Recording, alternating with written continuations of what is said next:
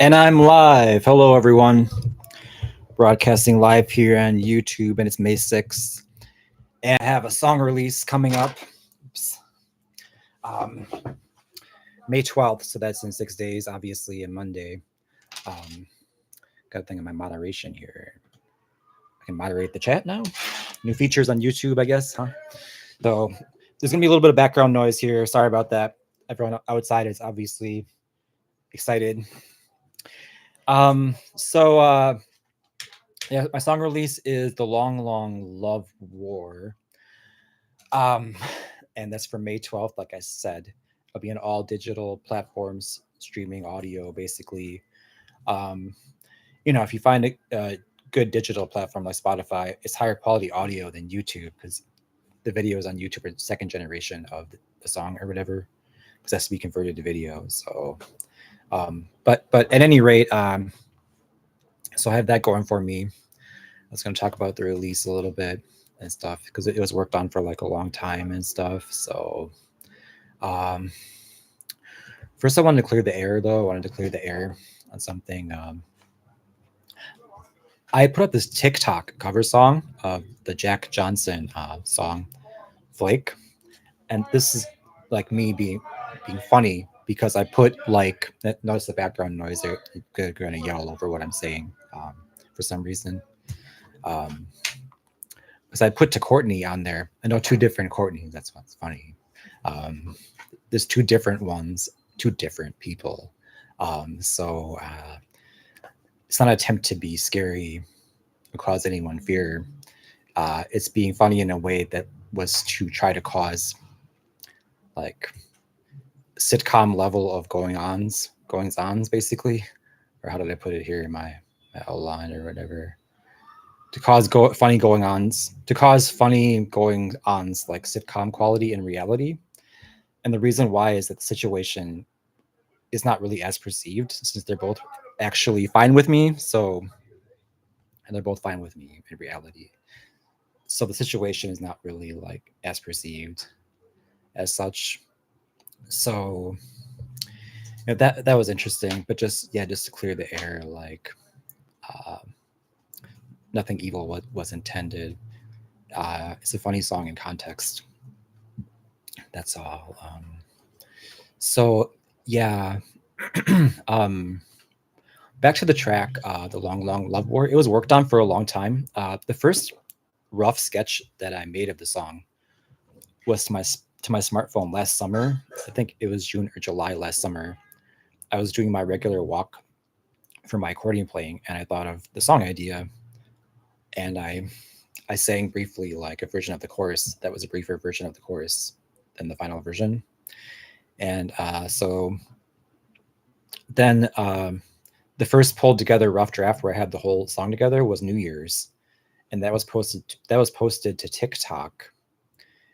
And I did 3 tries of that over time to make the song sound just right, like in my opinion.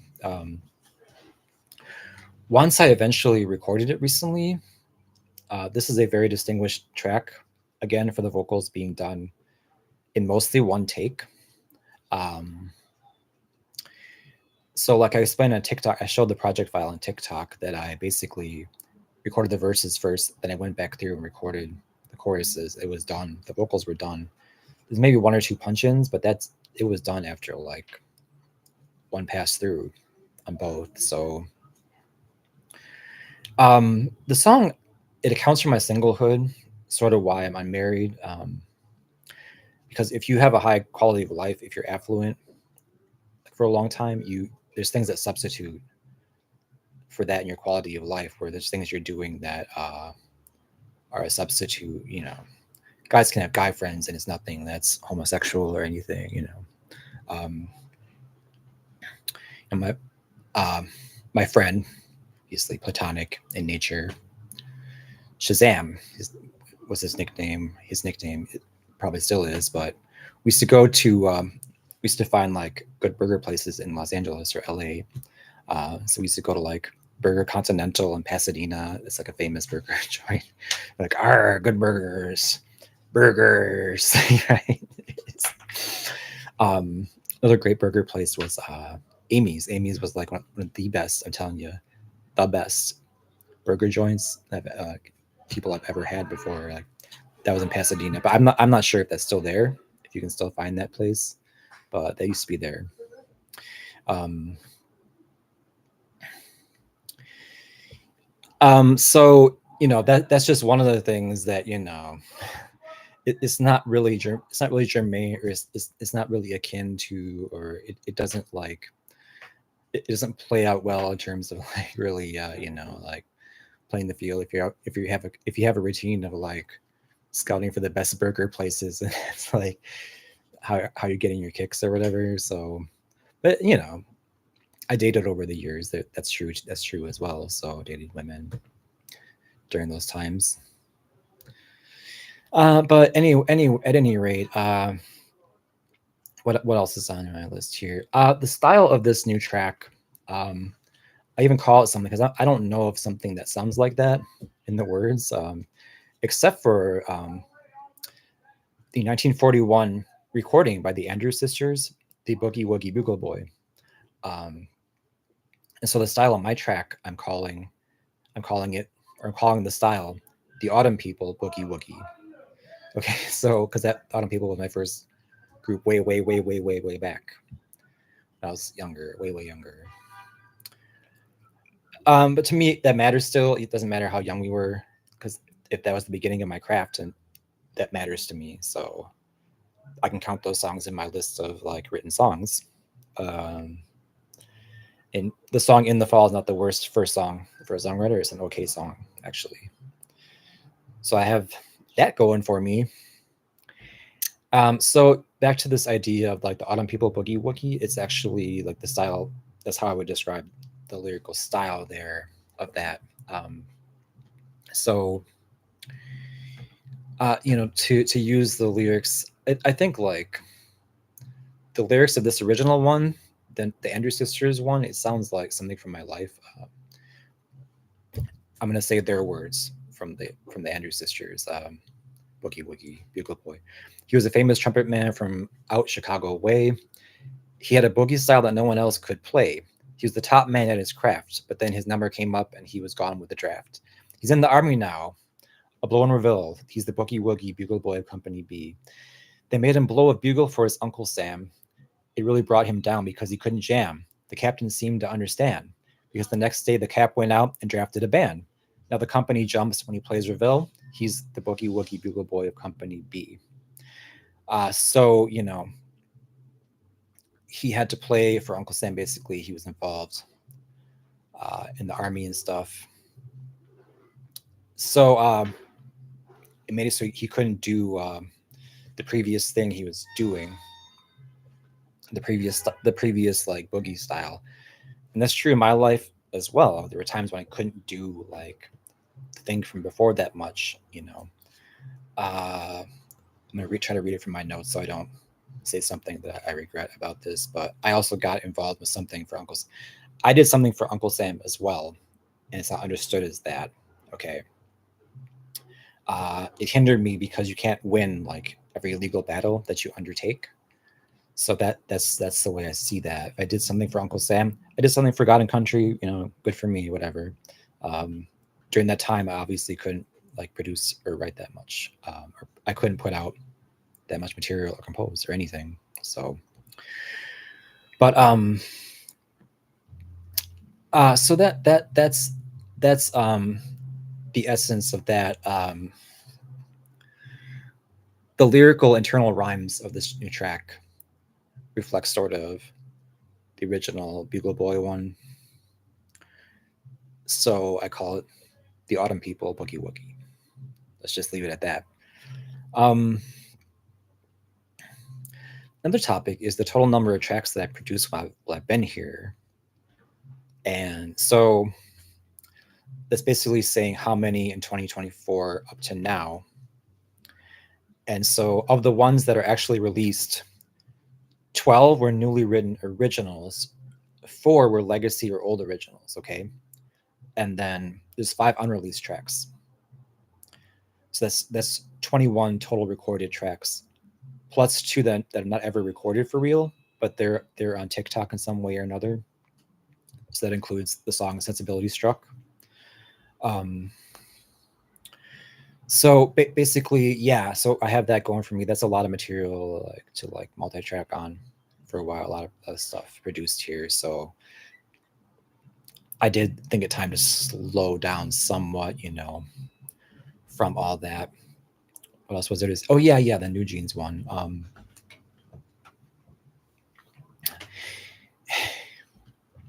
This is an interesting topic, which is what happens to a person when you try to write a song. You're trying to write an original song for a group to do, and you yourself are not going to yourself perform or record it per se. So you would then produce what is called the demo and give it to that group to reflect upon doing or consider doing. We give it to their label, their managers, producer. You'd give it to their label essentially, or the appropriate people in charge of them to consider doing. So in this case, it seems I was prayed for to write for New Jeans, but when they were called that, they go by NJZ now after their label mess or their legal disputes with their label. But back then they were called that. So let's just call them. They probably want to be called NJZ. So okay, so it's NJZ. So writing for them, this is the thing. Like you have to be a very humble person, a very low person, because if you're not already, you'd be brought low by it during it or whatever. Because you can't be like the greatest pop producer anyone's ever heard of. You have to be a humble pie. You have to be a very low person, I think. So what happened to me during that, because I tried to actually like pull a track together as a demo. This has not been like, it hasn't been put up on YouTube. It hasn't been digitally released. It's my material. It's on a demo CD at this point. I wasn't going to send it via email or something. I was waiting for them to stop by to pick it up in person. So I have a CD to give to any of them were they to stop by again. Because like I said before, I've seen Minji came by in person once before that I know of. And I believe Hani was with her. So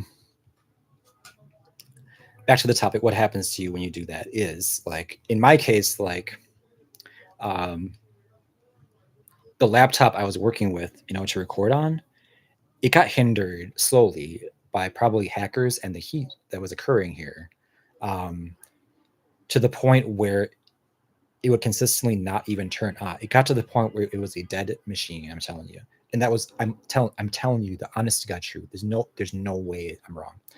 It was during recording or producing the track for NJZ. I'm telling you, it became a dead machine. I had to literally like fix the thing with methods. Okay, it was a dead machine. It was not going to just start without a method being used. So I'm not going to say what I did to bring it back, because I don't want anyone to know like what they did to it. But the people here think it was Siberian hackers, even possibly. We don't know that for sure, but that's a viable like explanation given what I know. Could have been Siberian hackers. So, but luckily the machine was brought back, and I was able to finish the demo. Getting a female vocalist to do the demo was also a huge hurdle. So I was able to pull together the demo in some way. So I guess when I see one of them again, I can make sure to give them a CD of it, because it's an unreleased track. It's not been released by me. It's not been released by me. It's not been put on YouTube by me. It's never been done by me, other than the secret demo or the demo that I've kept on a cold ass, hard ass, tight ass lockdown. Okay. I tried to write a second one for them that was like a cappella, right? That one I did put out. I did release that one because I felt the material would sound right with my voice versus the other one, which wouldn't sound right with my voice. So, and that's because now it's supposed to be an a cappella number. So I was able to record because this sounds right with my voice. Okay. So that one was released. by me, and it was inspired, I guess, by Minji visiting me or visiting where I was, stopping by where I was around that time. But I just wanted to talk here about all the stuff I've been through, like, during this time. It's been interesting as all heck. So anyway, to make a long story short, you have to be a very humble person to do that, because it'll make you a lower person if you're not already. You'll be humbled during the process. It's just the nature of the beast, I guess. At any rate, so everyone make sure to check out my new song once it's out. Make sure to like it and stuff. It has some interesting guitar work. I kind of left, like, there's more potential for more guitar work than what I did. I kept it simple to not interfere with the basic, like, feel of the song. So it had less than what I kind of wanted. I kept it simple, to me, like, just to have a good sounding, like, basic sound would have been good even. So because it's lyrically complicated, and it has enough of an interesting melody and stuff, and a chorus and a bridge to it. It's okay. So everyone check it out. It's going to be in everything with iTunes and stuff, Spotify, all Apple Music, all the regular things, Deezer if they still have that, whatever. iHeartRadio, I think, too. It'll be on TikTok too, so you can choose that as a song on TikTok as well. But at any rate, everyone, thanks for listening, and yeah, bye for now. Yeah.